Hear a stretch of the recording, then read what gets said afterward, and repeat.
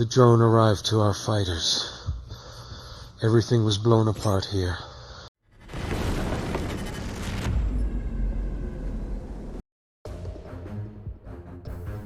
Russian social media reported the downing of another one of its Kamov-Ka-52 Alligator attack helicopters in what is strongly suspected to have been a friendly fire incident. Ilya Tumanov, believed to be a serving officer in the Russian armed forces who posts under the pseudonym Fighter Bomber on Telegram, made another of his now customary announcements after the loss of Russian aircraft that simply said, "Sleep peacefully, brothers." The tone of his announcement suggests that both crew members were most likely killed in the incident, and the image he used alongside his message seemed to confirm it was a Ka-52.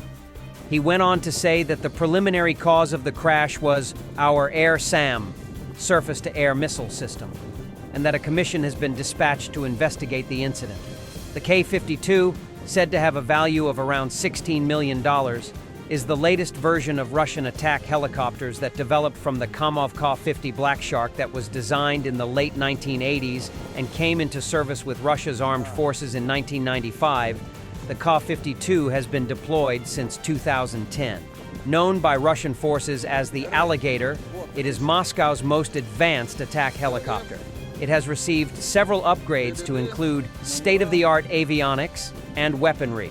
This includes a nose-mounted radar and a day and night thermal sighting system under the nose. Some versions have a mast-fitted radar and a second sighting system that allows it to engage aerial targets. Two crew members, the pilot and the optronics/radar operator, sit side by side in an armored crew compartment. The Ka-52 has a side-mounted cannon and 6 wing-mounted hardpoints to carry a mix of air-to-surface and air-to-air missiles depending on its mission. It is widely employed on reconnaissance, direct attack, and close air support for ground forces. The Ka-52, in common with so many Russian weapon systems, entered the war in Ukraine with a fearsome reputation that it has failed overall to live up to.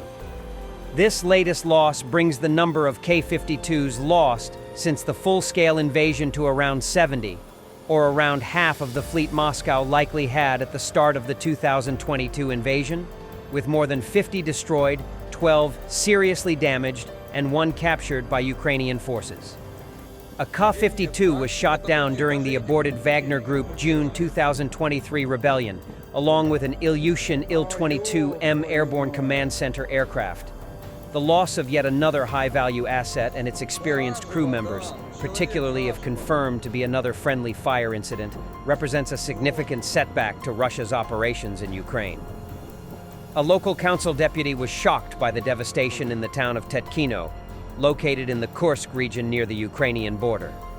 Once a peaceful and thriving town, it has now been left deserted and heavily damaged as a result of Putin's disastrous and bloody gamble. There is no electricity, no gas. The situation is still very difficult, very tense, very dangerous. There are periodic sounds of both outgoing and incoming shells. The drone detector also periodically signals that drones are nearby and that the enemy is also trying to attack our village. You look at the settlement of Tetkino and can't believe it's real. It feels like some kind of terrible dream, and that's not good. You have to watch where you step.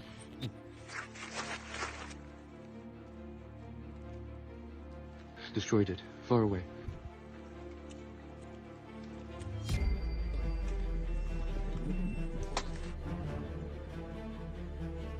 That's how I saved, strengthening the ants.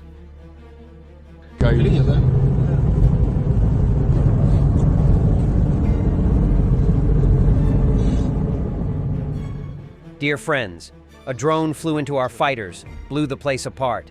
Objective control of the AFU's work on the 2 Russian BMPs. Dear friends, the drone arrived to our fighters. Everything was blown apart here. The bus is lying under the bridge. The guys were here, and it hit.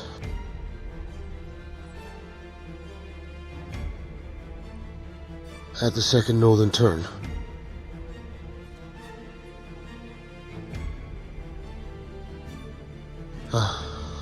Wow. Everything's out. Over there, shooting over there. exhausts. That's how everything turned here. Everything burned down. There's the wheel line. That's it. Nothing is left.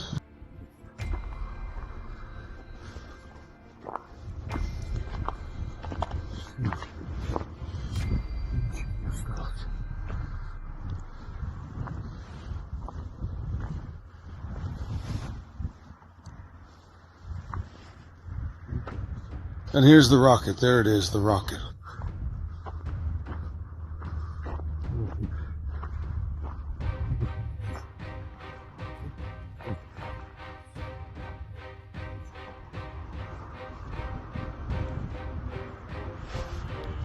Deputy Chairman of the Russian Security Council, Dmitry Medvedev, has once again started making threats against the West due to an article in the Times.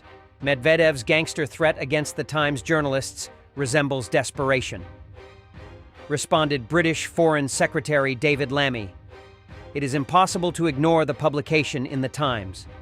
The bastards in the editorial article called the terrorist attack against I.A. Kirillov and his assistant a legitimate act of defense.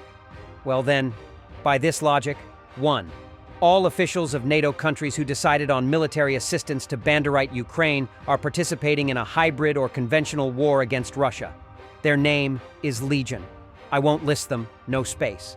And all these people can and should be considered legitimate military targets for the Russian state, and simply for all patriots of Russia. 2. Those who carried out crimes against Russia, named in point 1, always have accomplices. And they too are now legitimate military targets. This includes the lousy jackals from the Times, who cowardly hid behind the editorial article. So this is the entire leadership of the publication. Logical? Quite. So, be careful. After all, a lot happens in London. Putin is trying to downplay their defeat in Syria. He is lying like usual by saying that there were simply no Russian troops in Syria. We just weren't fighting there. The reality is that Russian troops were involved in combat operations since day one, and now they are running from another failed intervention. Just wasn't there. There are 2 of our bases, an air force and a naval base.